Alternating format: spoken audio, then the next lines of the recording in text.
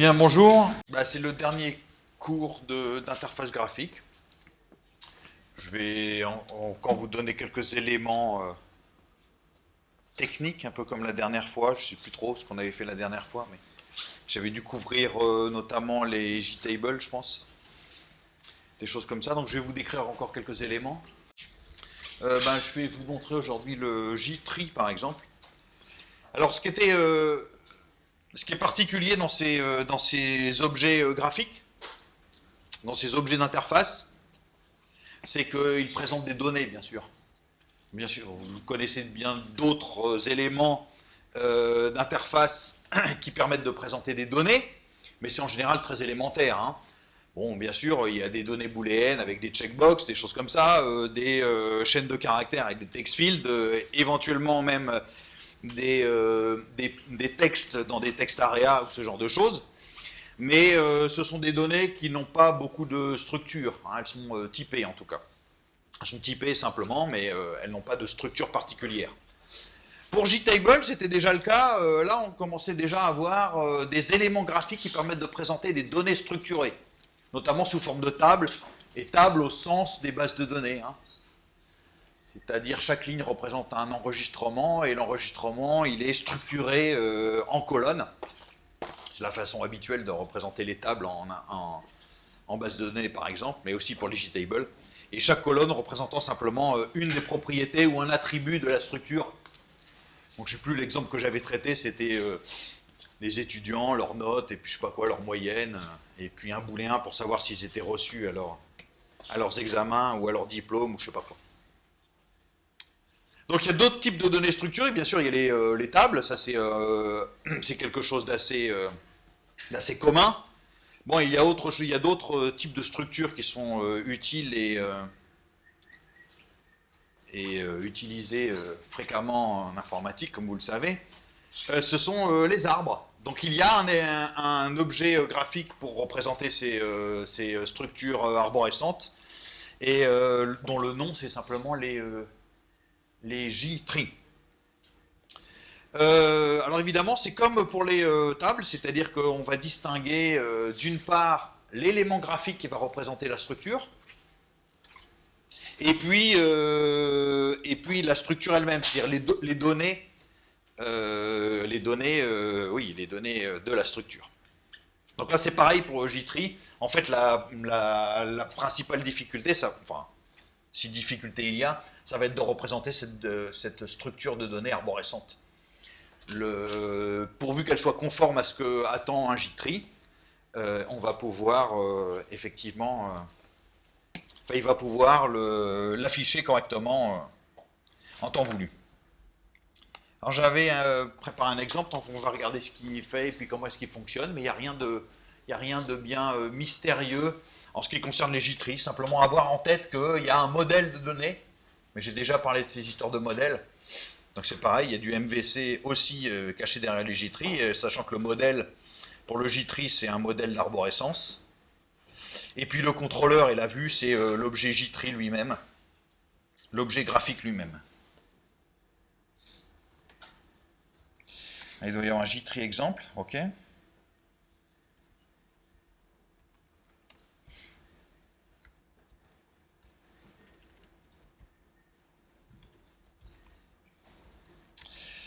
On va compiler ça.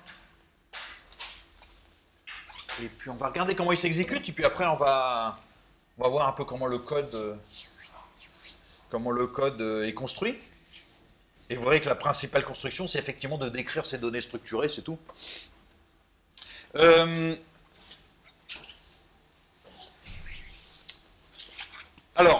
Oui, alors, quel type de données arborescentes je vais utiliser? Je crois que dans l'exemple, on va le voir tout de suite, mais il y en a une qui est très naturelle, enfin, qui est déjà présente sur toutes vos machines, c'est évidemment l'arborescence des fichiers. Mais ça pourrait être toute autre donnée arborescente, bien entendu, hein, qui pourrait être représentée. C'est le cas ici. Voilà ce que c'est qu'un J-tree. Donc ici, c'est un J-tree qui va représenter l'arborescence des fichiers de ma machine. Et puis, il y a des petites particularités, donc j'ai fait un exemple primitif, c'est un peu comme les JTables. Je ne sais pas si vous vous souvenez, mais pour les JTables, j'avais la possibilité de modifier l'apparence de certaines cases ou certaines colonnes de la JTable, hein, pour, je sais pas, y mettre de la couleur pour faire ressortir certains éléments ou je ne sais pas quoi. Donc là, c'est pareil. Certains éléments auront des présentations différentes. Donc on voit déjà en fait apparaître ici.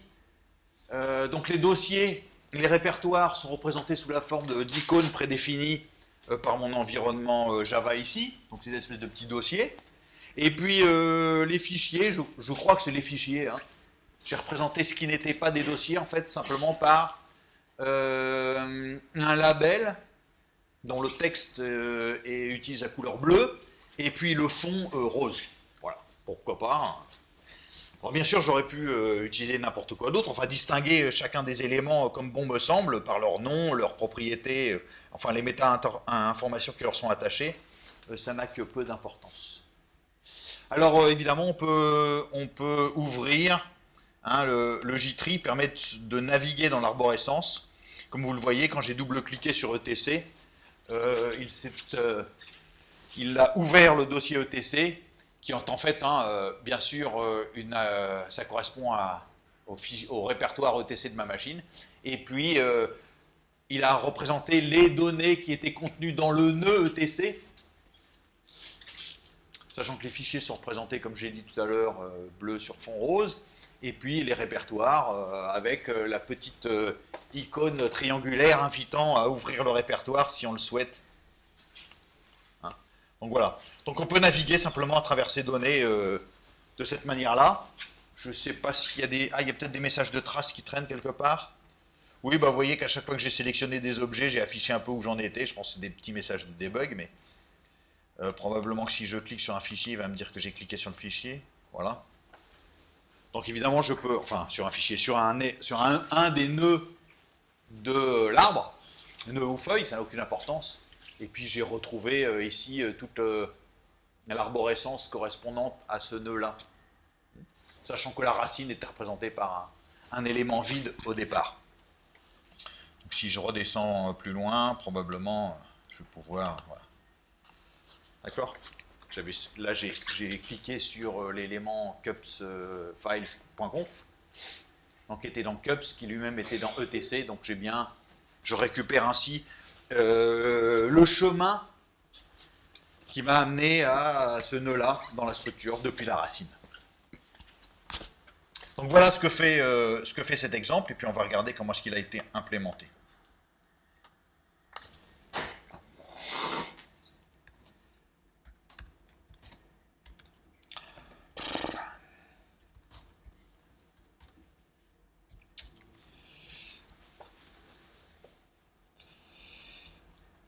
Alors, je ne sais pas si vous vous souvenez, mais on va avoir un peu la même chose qu'avec la JTable. C'est assez similaire à la JTable, simplement c'est la structure des données qui est différente, mais le fonctionnement, les détails de fonctionnement du JTree, c'est à peu près les mêmes que ceux de la JTable, en tout cas l'idée de base, bien sûr. Donc on va avoir d'un côté effectivement l'objet JTree, et puis on va avoir un modèle de données, et puis on aura aussi évidemment un renderer pour les cellules de l'arborescence du JTree. Hein, c'était déjà le cas pour la JTable. On avait la possibilité de spécifier des renderers qui permettaient justement de personnaliser ou de customiser, si vous voulez, l'apparence d'un élément de la structure. Donc on a exactement la même chose ici. Hein, je crois que j'ai rien fait d'autre que ça. L'interface, comme vous voyez, elle n'est pas plus compliquée que d'habitude. Donc j'ai une frame. À l'intérieur de cette JFrame, j'ai ajouté un JTree. C'est aussi simple que ça. Et à ce JTree, j'ai simplement effectivement attaché quoi? Eh bien, un modèle d'arbre, hein, donc un modèle de données, que j'ai implémenté moi-même. On va voir comment. Et puis j'ai aussi attaché aux cellules, hein, au rendu des cellules, comme je le disais tout à l'heure, là il y a un instant, eh bien un rendu particulier.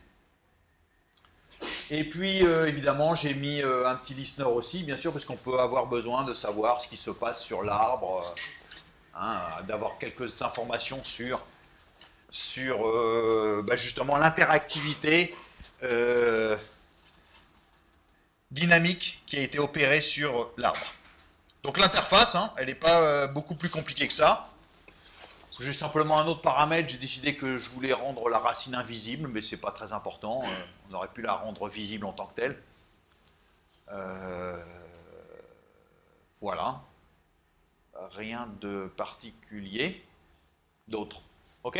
Donc ce qui m'intéresse ici maintenant, c'est notamment le modèle de données. D'accord? Alors, le modèle de données, alors on va le voir apparaître ici, mais il a été construit de la manière suivante. J'ai instancié un default tree model dans lequel j'ai donné en fait des nœuds, comme on va le voir. Hein. Et puis on va voir comment ces nœuds ont été construits, mais ce qui est intéressant surtout, c'est que ma structure, je l'ai créée via mon file system node. Donc des nœuds qui vont représenter des objets de mon système de fichiers. Donc répertoire, sous-répertoire, fichier, etc. Donc c'est simplement ça la description de mon arborescence.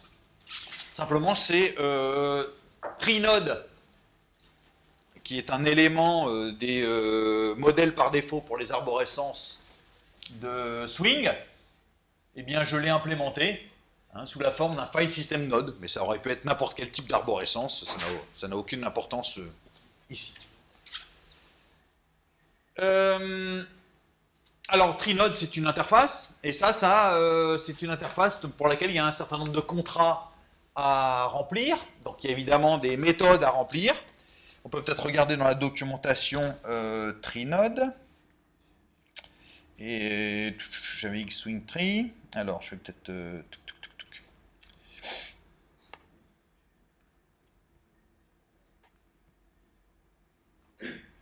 Alors, on va aller dans la doc.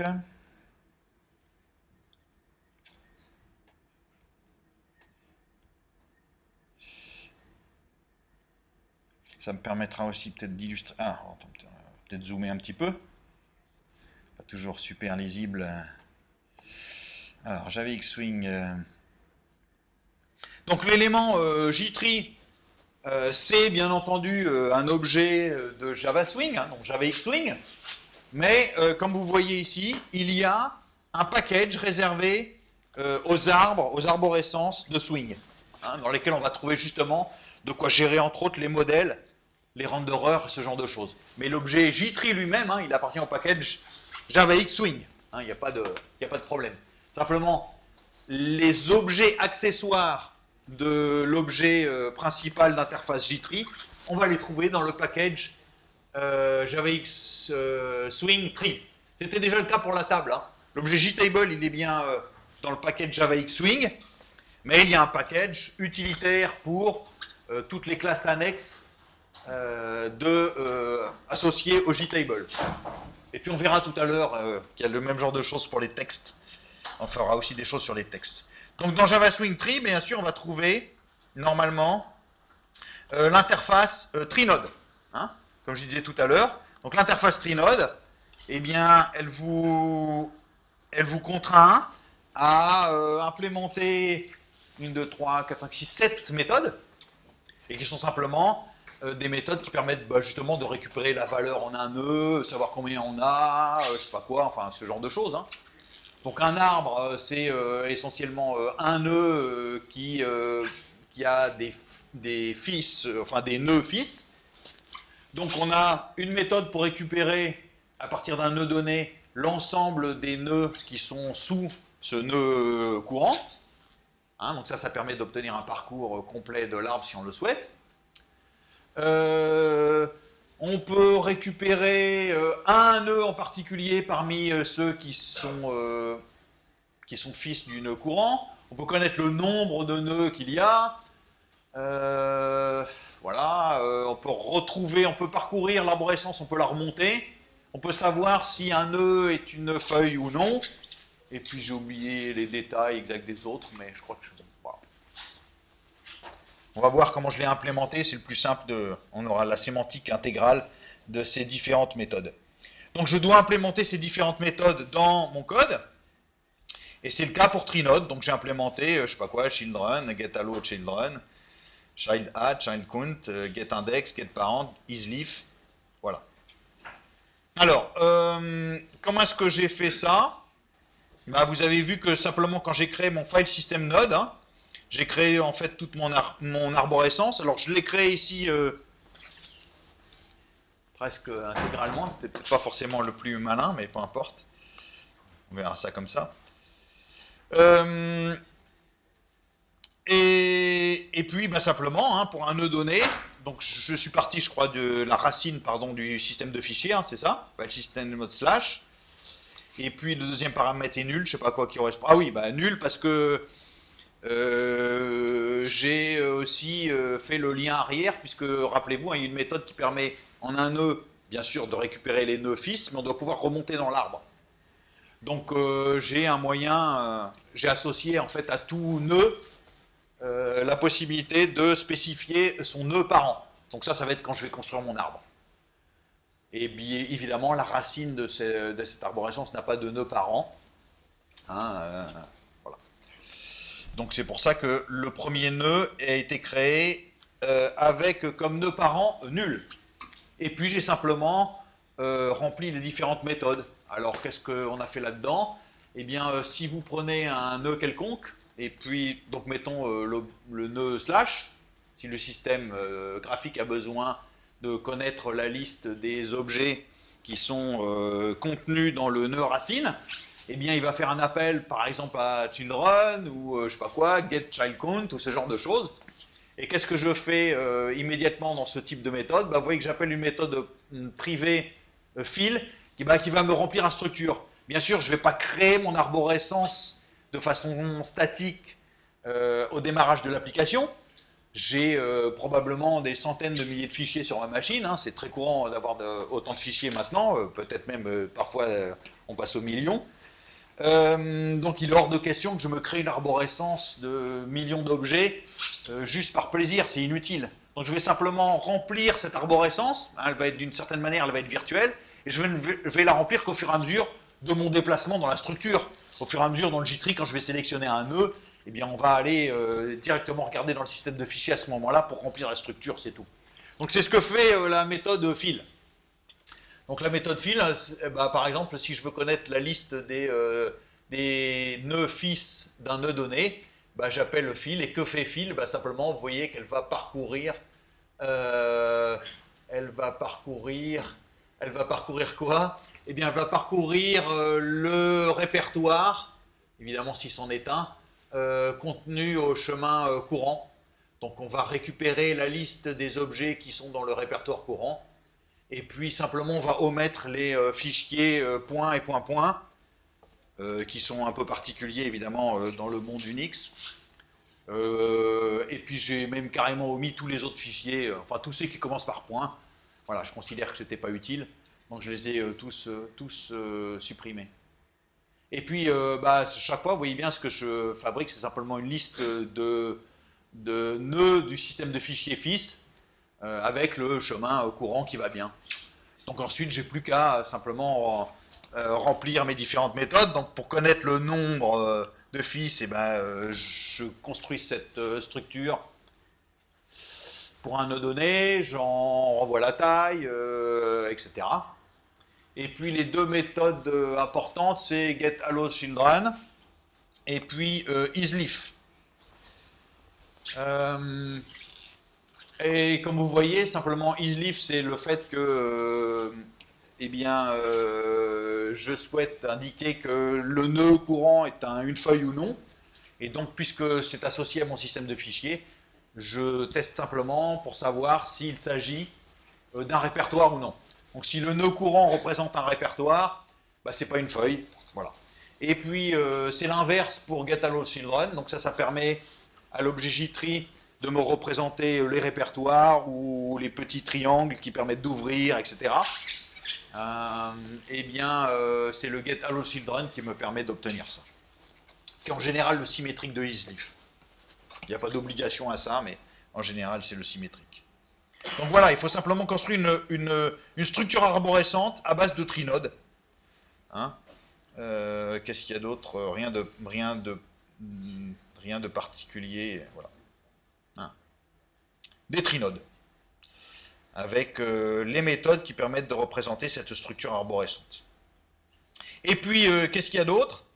Eh bien, l'autre chose, c'est le rendu des cellules. Hein. Donc, rappelez-vous, c'est comme dans...